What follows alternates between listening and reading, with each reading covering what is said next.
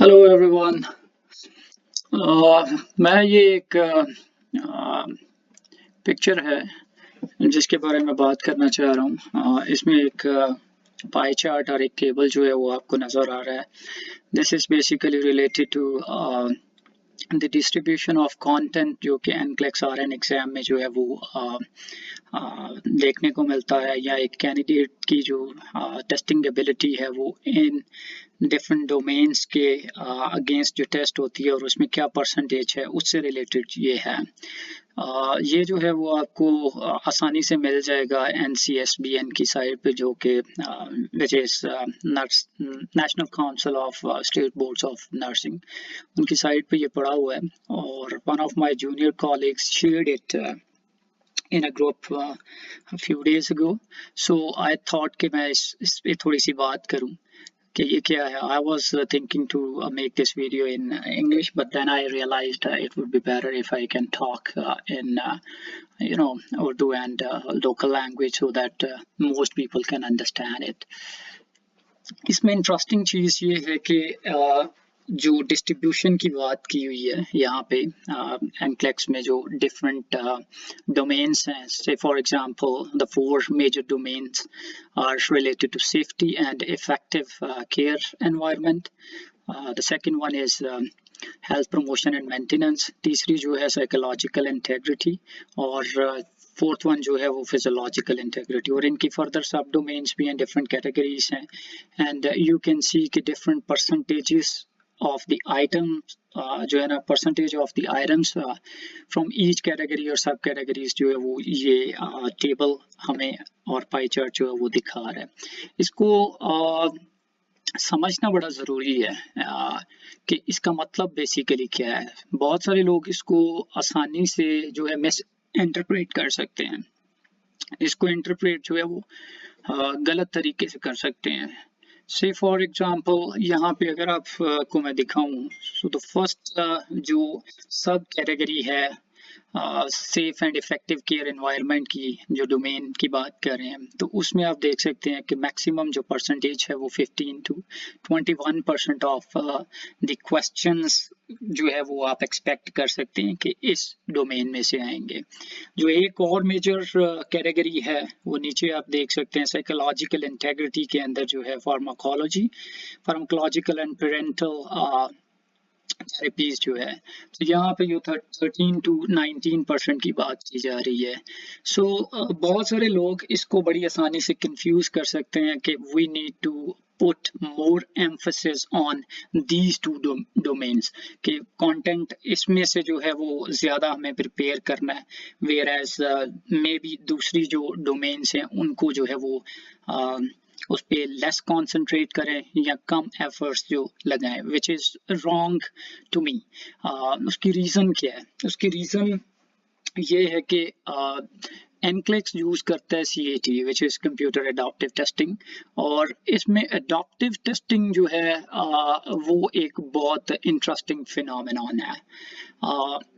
Computer जो है वो बेसिकली असेस क्या कर रहा है इस एग्ज़ाम में, वो ये असेस कर रहा है कि आप एक सेफ नर्स हैं टू प्रैक्टिस नर्सिंग, और उसमें ये डिफरेंट डोमेन्स के अंदर आप ने जो है वो शो करना है कि यू आर कॉम्पिटेंट इनफ।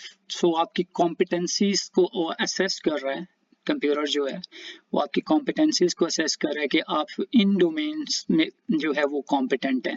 और अगर आपका किसी भी एक डोमेन के अंदर स्कोर जो है वो जो पासिंग लाइन है उससे नीचे फॉल करता है, तो आप उस डोमेन में फेल होंगे, which will eventually count in the overall exam.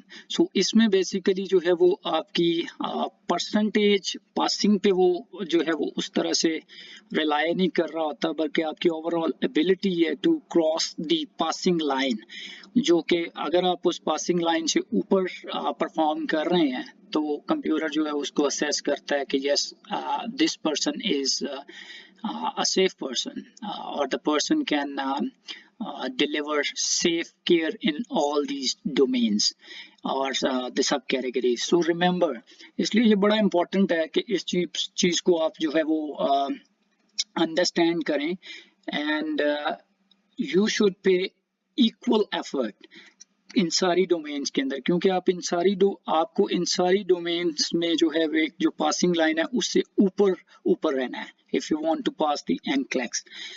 Sometimes computer जो है वो मिनिमम स्कोर पे जो है वो शट डाउन हो जाता है लाइक 75 पे। सो 75 पे अगर शट डाउन हो जाता है, बंद हो जाता है आपका कंप्यूटर, तो व्हाट डज दिस मीन?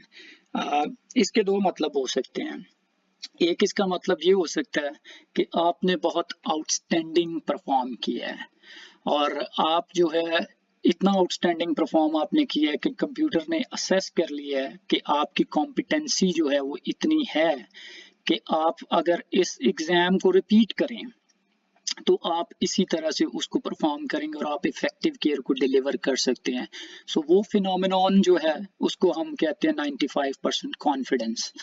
वो 95% confidence is one of the criteria जिस पे वो टेस्ट कर रहा होता है कैंडिडेट को। सो उसका मतलब ये है कि अगर आप इस एग्जाम को रिपीट करें तो कंप्यूटर जो है वो 95% कॉन्फिडेंट है कि आपके स्कोर्स जो हैं वो इसी रेंज के अंदर जो आप परफॉर्म कर रहे हैं इसमें फॉल करेंगे। So this is one criteria.